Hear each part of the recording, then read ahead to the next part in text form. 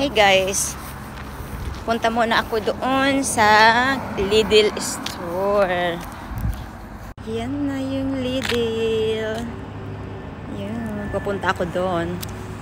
Kasi ako ay may bibilhin.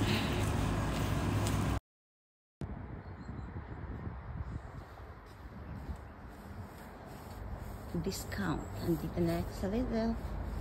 Pasok tayo guys.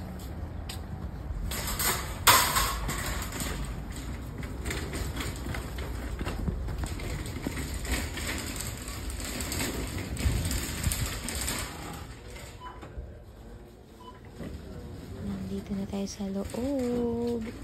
Pero tingnan nyo guys, naka-ready na yung mga pang-Halloween nila. Oh, di ba?